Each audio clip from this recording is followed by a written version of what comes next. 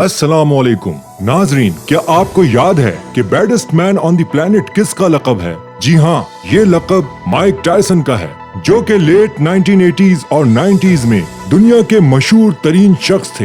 एक बच्चा कि जिसने बॉक्सिंग की नई तारीफ पेश की, वो दुनिया का खौफनाक तरीन शख्स बन के उभरा, जिसने आने वाले हजारों जंगजुओं को मुतासिर किया। आपको बहुत हैरत होगी ये सुन के कि माइक टायसन 15 सालों तक रिंग से दूर रहने के बावजूद अब 54 इयर्स की उम्र में दोबारा उसी जोश और जज्बे के साथ मैदान में उतरेंगे। आइए जानते हैं ये सब और बहुत कुछ, लेकिन ये सब जानने से पहले हमारा चैनल लाइक और सब्सक्राइब जरूर कर दें। माइक टायसन जल्द ही रिंग में वापस आ जाएंगे, यानी साबिक वर्ल्ड हैवीवेट चैंपियन की वापसी होगी। टायसन ने अपनी पहली पेशेवराना लड़ाई 35 साल पहले लड़ी थी और बॉक्सिंग से 15 साल दूर रहने के बाद अब वो 51 साला रॉय जोन्स से 12 सितंबर को लॉस एंजलिस में होने वाली 8 राउंड की नुमाइश में मुकाबला करेंगे। टायसन ने 1981 और 82 में जूनियर ओलंपिक खेलों में हिस्सा लिया, जिसमें 1981 को उन्होंने जोए कोर्टिस को शिकस्त दी, जबकि 1982 में कैल्टन ब्राउन को तेज तरीन शिकस्त यानी सिर्फ 8 सेकंड के अंदर नॉक आउट करके शिकस्त दी और जूनियर ओलंपिक रिकॉर्ड अपने नाम कर लिया।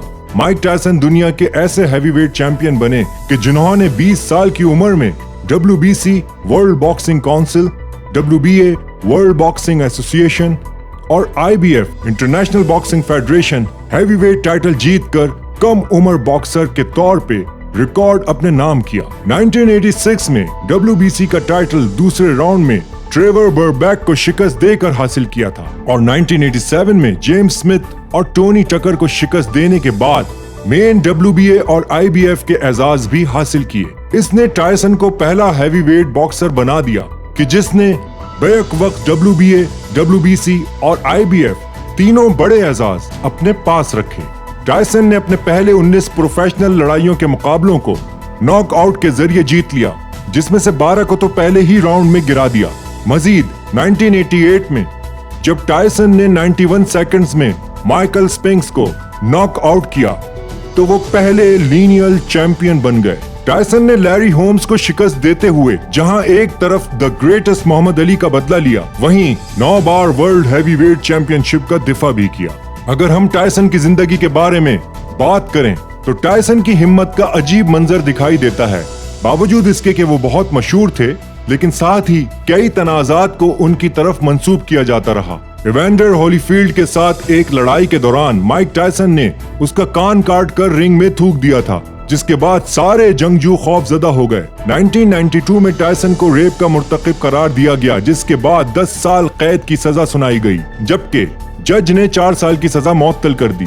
जेल के दौरान ही माइक टायसन ने इस्लाम की कुतुब पढ़ना शुरू की और ये मानते हुए कि इस्लाम एक अमन का दीन है, इस्लाम कबूल कर लिया और 2010 को टायसन मक्का गए, जहां उन्होंने उम्र अदा किया। टायसन के शौक भी खतरे से बाहर नहीं थे। 3 बंगाल टाइगर्स, स्टॉर्म बोरिस और कीनिया को पालतू बना के टायसन ने 16 साल तक उनको अपने पास रखा। हत्ता के सियाह और सफेद कीनिया को तो अपने कमरे में ही रखा और अपने साथ ही सुलाया। और सिर्फ ये नहीं, बल्कि 80s में टायसन ने चिड़ियाघर के चौकीदार को $10,000 रिश्वत देने की कोशिश की, सिर्फ इसलिए कि उन्हें गोरिल्ला से लड़ने दिया जाए। इस हिम्मत और जुर्रत को देखने के बाद सब माइक टायसन से घबराने लगे। आयरन माइक ने अपने मारूफ बॉक्सिंग कैरियर के दौरान लड़ाइयों से 500 मिलियन पाउंड्स कमाए, जिसके बाद उन्होंने अपनी 30वीं सालगिरह अमरीकी सदर डोनाल्ड ट्रंप के साथ मनाई।